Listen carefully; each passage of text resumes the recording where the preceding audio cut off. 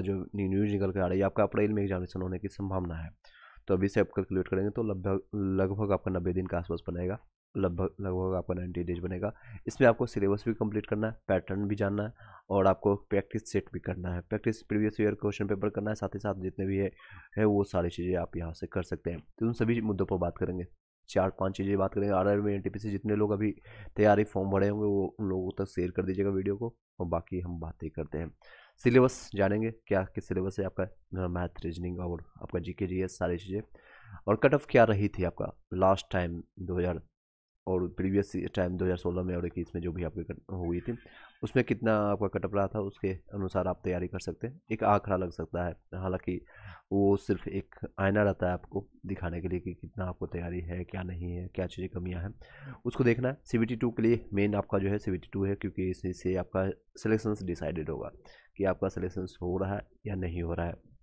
Next अगर बातें करें तो 90 डेज आपको क्या क्या स्टडी प्लान होना चाहिए, फुल सिलेबस और डिस्कशन सारी चीज़ें हम जानने की कोशिश करेंगे। ये देख सकते हैं आपका सारी चीज़ लगाया गया, प्रीवियस ईयर क्वेश्चन पेपर भी कंप्लीट कराया जाएगा, और इसका प्ले लिस्ट बना दिया गया है। सबसे अच्छी बात है प्ले लिस्ट आपको बना दिया गया है, यहाँ से जाकर के आप एक एक वीडियो अब यहाँ पर आपको दिखते जाएगा, उसको डाउनलोड करके आप जब जैसे मर्जी आप उसको देख सकते हैं।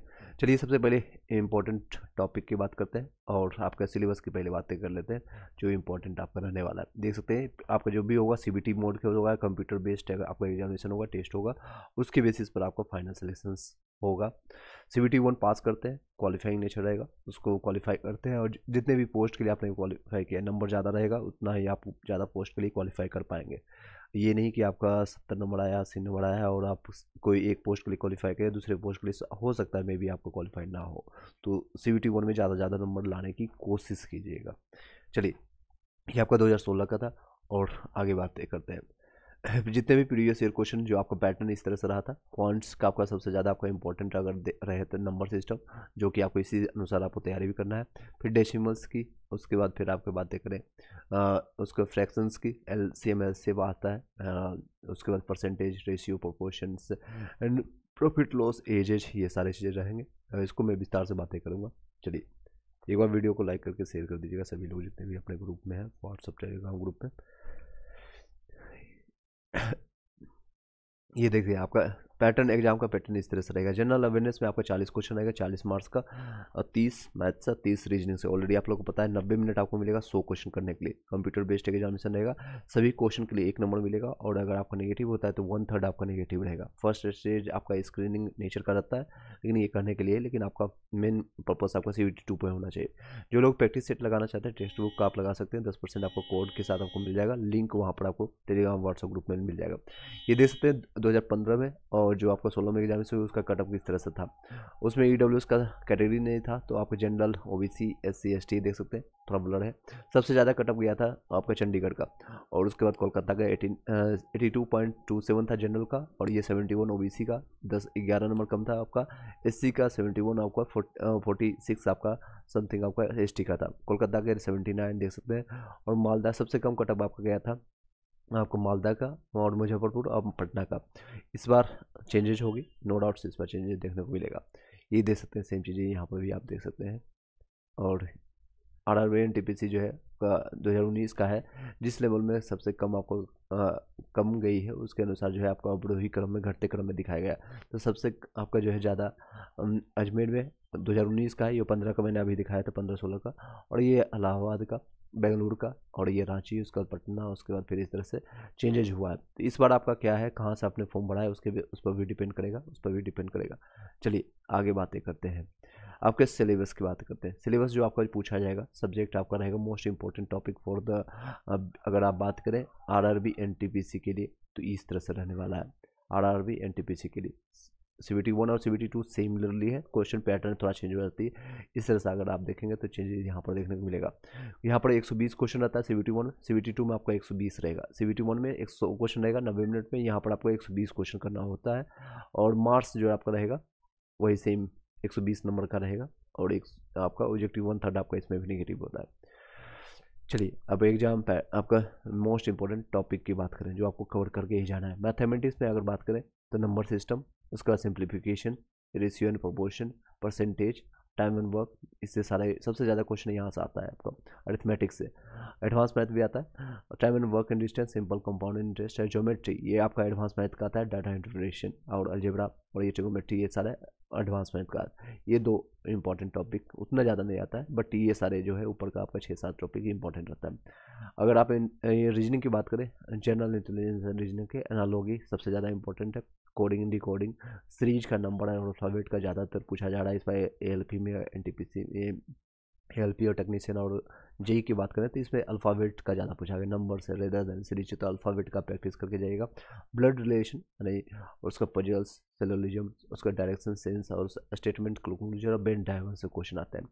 जनरल अवेयरनेस की अगर बात करें तो करंट अफेयर से रहता है इसका 10 से 15 आपका क्वेश्चन है। इसका जो वेटेज है 40 नंबर यहाँ से आएगा, 30 नंबर मैथ से, 30 नंबर आपका रीजनिंग से रहेगा और 40 नंबर आपका जनरल अवेयरनेस से रहेगा। जनरल अवेयरनेस में सारे सब्जेक्ट आएंगे, जैसे करंट अफेयर्स आ गया, हिस्ट्री हो गया और कल्चर आ गया, हिस्ट्री और आर्ट एंड कल्चर जिसको कहते हैं, ज्योग्राफी आपका इंडिया और वर्ल्ड का दोनों को आएगा, जिसमें वेटेज आप इंडिया का ज़्यादा दे सकते हैं। Indian polity and constitution, economy से क्वेश्चन आते हैं, 2-3 क्वेश्चन आता है, इसको आप नेगलेक्ट भी कर सकते हैं। जनरल साइंस में आपका फिजिक्स, केमिस्ट्री, बायोलॉजी, तो इसको आप इस तरह से सिंक्रोनाइज कर सकते हैं, बायोलॉजी पहले कंप्लीट कीजिए, फिर फिजिक्स, फिर आप केमिस्ट्री कर सकते हैं।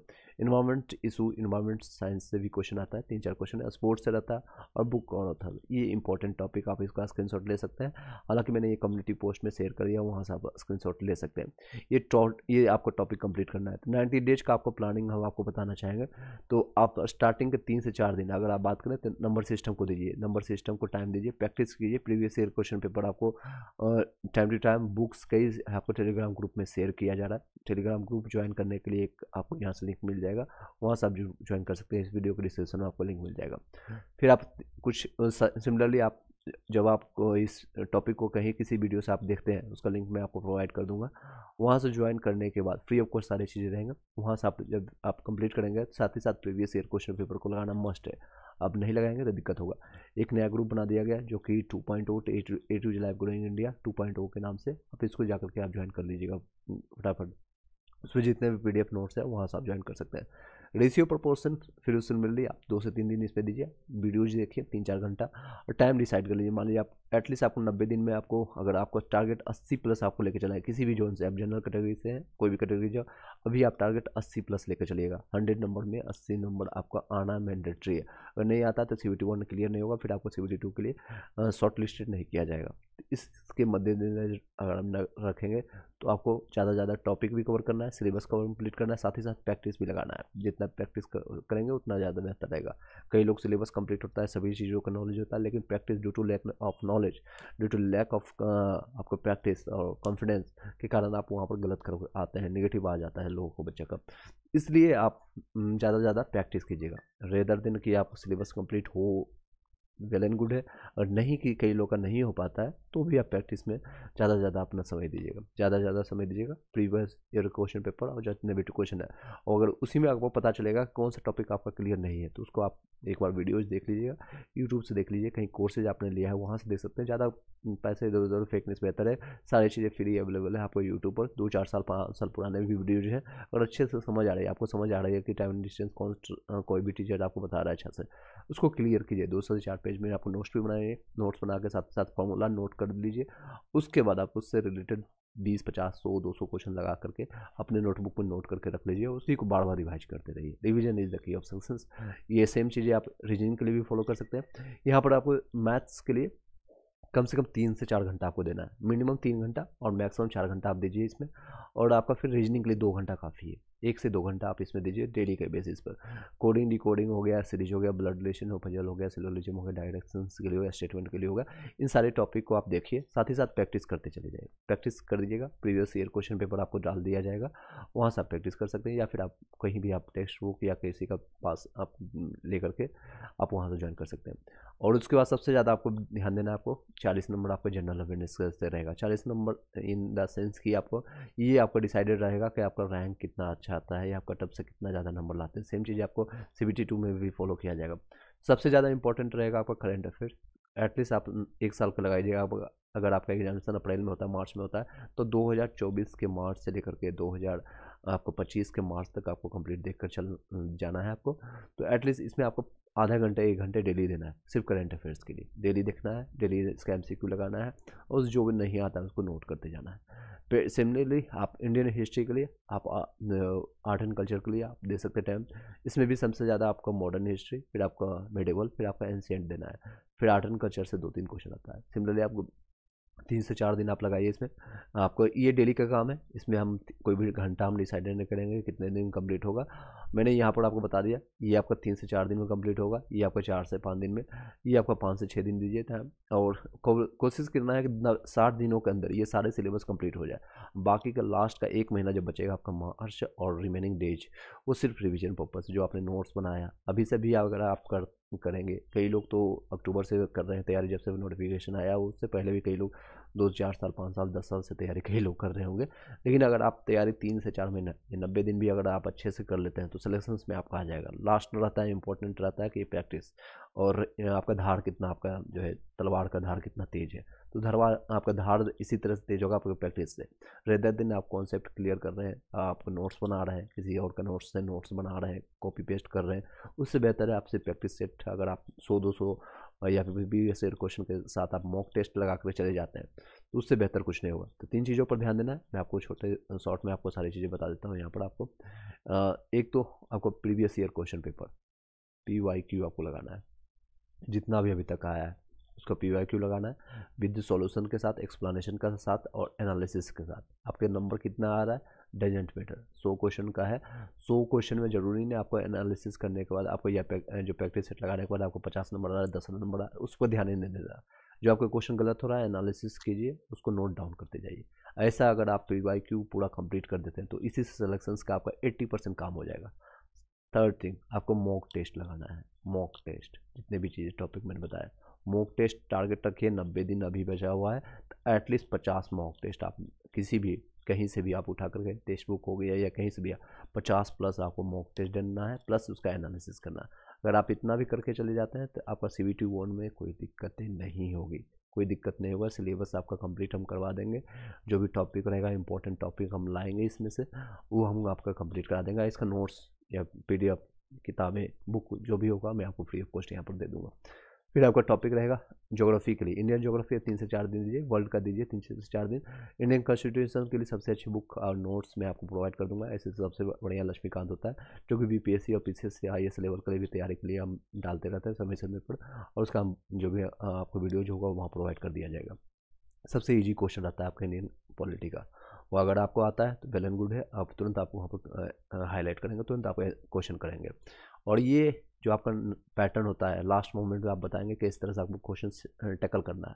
मॉक टेस्ट लगाते हैं किस तरह से लगाना है। इकोनॉमिक्स सिमिलरली आप फिजिक्स केमिस्ट्री के वे आपको लगाना है, केमिस्ट्री बायोलॉजी और इन्वायरमेंट साइंस स्पोर्ट्स और अथॉरिटी। देखिए आपको प्रैक्टिस सेट ये सारे करने के बाद आपको क्या प्रैक्टिस करना है, मतलब किस तरह से करना है बताना चाहूँगा। देखिए यहाँ पर रफ कर देते हैं इसको। पहली चीज़ है, जितने भी आपने सिलेबस कंप्लीट किया, आपने मान लीजिए आपने आज परसेंटेज आपने पढ़ा है, ठीक है, परसेंटेज पढ़ा है, इसी से संबंधित आपका PYQ उठाइए और मॉक उठाइए। एक टॉपिक वाइज पहले आपको कंप्लीट करना है। अभी जितने भी दिन है अभी आप टॉपिक बेस्ड उठाइए, ये नहीं आपको प्रीवियस ईयर क्वेश्चन का पेपर का 100 उठाकर लगा रहे हैं और आपके 10 नंबर आ रहे हैं, 15 नंबर आ रहे हैं, 20 नंबर आ रहा है, यहाँ से डिमोटिवेट होना शुरू कर दे, नहीं करना है। परसेंटेज खत्म किया, रेशियो एंड प्रोपोर्शन आपने स्टार्ट किया, तो ये आपको 2 से 3 दिन में प्रीवियस सारा क्वेश्चन लिखा, कई वीडियोज आपने नोट्स बनाया, उसके बाद इसके PYQ लगाया और साथ ही साथ मॉक लगा दीजिए। मॉक टेस्ट आपने लगा दिए, 40-50-100 क्वेश्चन आपने प्रैक्टिस कर लीजिए। आपको पता चल जाएगा कि किस पानी में क्या लेवल है।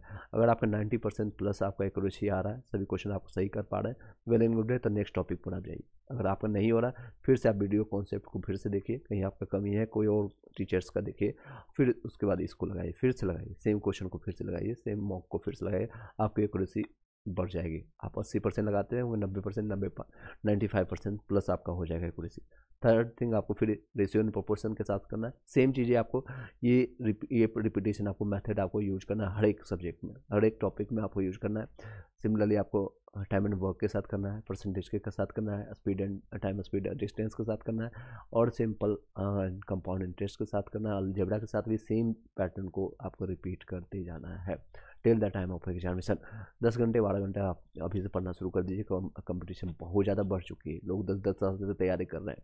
कई चीज़ें फॉलो हो रही है। आप देख सकते हैं बीपीएससी बिहार का क्या सिचुएशन है, यूपी का क्या सिचुएशन है, अब ऑलरेडी भली बात ही पता है सभी लोग को। सेम आप इन सारी चीज़ों को मेथड को आप उपयोग करेंगे, यूज करेंगे मैथ्स में, रीजनिंग में और आपका जनरल स्टडी में। आपका 80 प्लस आपको टारगेट लेके चलना है अभी से। 80 प्लस आपका आना चाहिए। रो मार्क की बात कर रहा हूँ, नॉर्मलाइजेशन के बाद क्या होगा खेला किसी को नहीं पता है। नॉर्मलाइजेशन नंबर बढ़ते भी है, किसी लोग का घटता भी है, तो आपको वो लक बाई चांस है। अगर आप ऑलरेडी मान लीजिए किसी जोन का मैंने आपको दिखाया 70 कट ऑफ जाएगा और आप 15 नंबर पहले से 85 नंबर या 80 प्लस आप ला के बैठे हैं, तो कितना भी घटेगा तो आपका कट ऑफ से ज़्यादा आ जाएगा, कट ऑफ से ज़्यादा आएगा। अभी अगर आप 50 का टारगेट लेके चलेंगे, 60 का टारगेट लेके चलेंगे, तो आपको कट ऑफ में दिक्कत आएगी, फिर बाद में प्रॉब्लम होगा, फिर कट ऑफ का वीडियो आप सिर्फ देखते रह जाएंगे, कोई फ़ायदा नहीं होगा फिर। रेदर देन कि अभी आप मनोबल बना कर रखिए और प्रैक्टिस कीजिए। डेली एक टॉपिक उठाइए, उससे संबंधित भी 3-4 वीडियो जो देखिए, फ्री ऑफ कॉस्ट आपको यूट्यूब पर सब मिल जाएगा। अगर आपने कहीं क्लासेज कोर्सेज ले रखा है, ऑफलाइन ऑनलाइन आप क्लासेज कर रहे हैं, तो वेल एंड गुड है, आप कंप्लीट कीजिए, साथ ही साथ मॉक लगाते जाइएगा। Thank you so much. इस वीडियो को यहीं पर वाइंड अप करते हैं। कोई क्वेश्चन है, कोई डाउट है तो आप पूछ सकते हैं, और आपको आप time to time RRB NTPC और ग्रुप डी और जो भी आने वाले एग्जामिनेशन से, चाहे आपको BPSC TRE 3 वाले बच्चे होंगे, उन सभी को ये सारी चीज़ें